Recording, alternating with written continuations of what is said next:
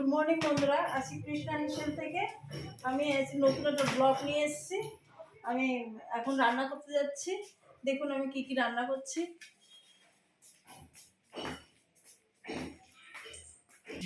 মাছটা আমি নুন হলুদ মাখিয়েছি।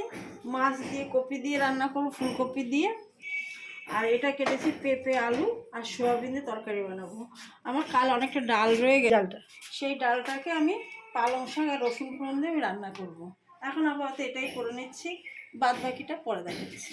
আমি এদিকে মাছ ভাজা বসিয়েছি, এদিকে সোয়াবিন সেদ্ধ বসিয়েছি, এদিকে আমি ভাতের জল দিকে আমার একটু দেরি হয়ে গেছে।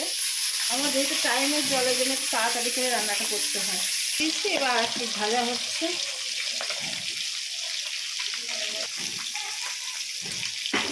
মাছটা আমার দুদিন আগে এনে রেখে দিয়েছিলো, আমার ভগ্নিপতি নিয়ে এসেছিলো মাছটা, আমার রান্না করা হয়নি। এর জন্য আমি আজকে রান্নাটা করে নিচ্ছি। ফলনটা করছি আমি রাত্রির জন্য। আমি কপিটা ভেজে নিয়েছি, আলুটা দিয়েছি, এবার দুটো কাঁচা লঙ্কা আমি চিড়ে দিচ্ছি। আর এদিকে আমার ভাত চলে এসে গেছে। আদাটা ফ্রিজে রেখেছিলাম, আদাটা পুরো বরফ হয়ে গেছে, এর জন্য এখানে দিয়ে রেখেছি। আমার ডালটা হয়ে গেছে, আমার রান্না হয়ে গেছে। আমি এবার আমি অনেকদিন ধরে লেবুর খোসাগুলো রেখেছি, এগুলো আমি একটু বাসন মাজার ভিম বার বানাবো, লিকুইড।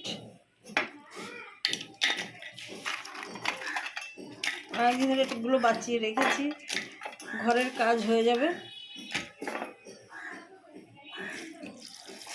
একটু জল লাগবে, 1.5 বাম মতন জল দিলাম।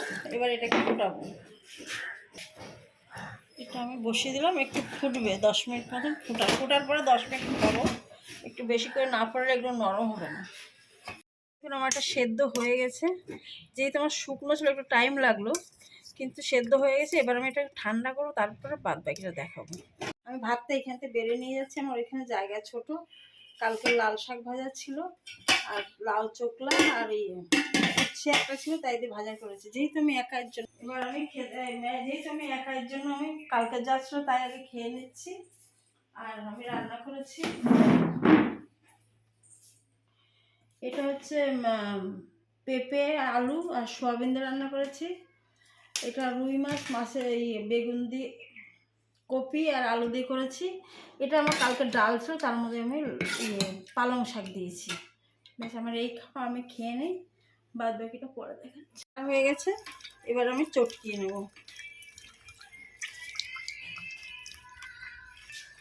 আমি অনেকদিন পরেই আমি ডিউটিটা পেয়েছি। আমি 1 মাস পরে আজকে ডিউটি যাচ্ছি, আর এই জন্য আমি তাড়াতাড়ি করে সব সেরে নিচ্ছি, এরপর আমি ডিউটি যাব। আমি এবার একটুখানি জল দিয়ে এই ছিবড়েগুলো এবার তুলে ফেলবো। ছিবড়েগুলো একদম পরিষ্কার হয়ে গেছে। এটা ছেঁকে নিলেও হয়, না ছেঁকলেও হয়, অসুবিধা হয় না, যেহেতু বাসনই মাজবে এর জন্য। আর একটু গরমে বসাচ্ছি, 2 বার ফুটে গেলে এবার নামিয়ে দেবো। আমি ছোট চামচের 2 চামচ আমি খাবার সোডা দিলাম।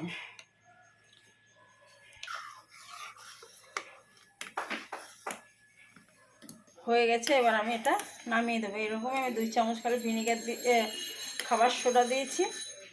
এবার আমি নামিয়ে দিচ্ছি, আর 1 চামচ আমি দেবো ভিম বার লিকুইড দেবো এর মধ্যে।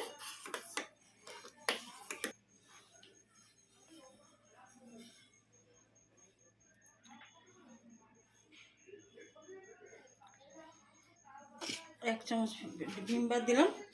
এটা মিশিয়ে এবার ঠান্ডা করে শিশিতে ঢেলে রেখে ব্যবহার করব। আমার চাটা হয়ে গেছে, এবার আমি চা খাবো।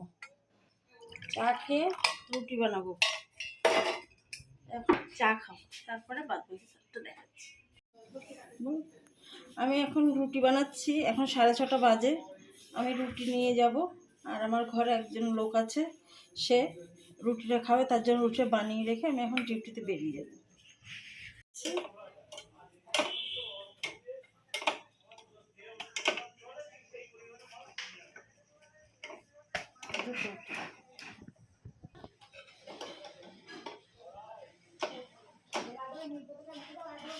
আমি এখন 10খানা রুটি বানালাম।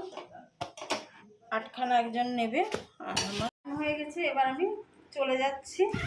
এবার ভিডিওটা এখানেই শেষ করছি। ভালো লাগে লাইক করবেন, সাবস্ক্রাইব করবেন, শেয়ার করবেন এবং কমেন্ট করবেন।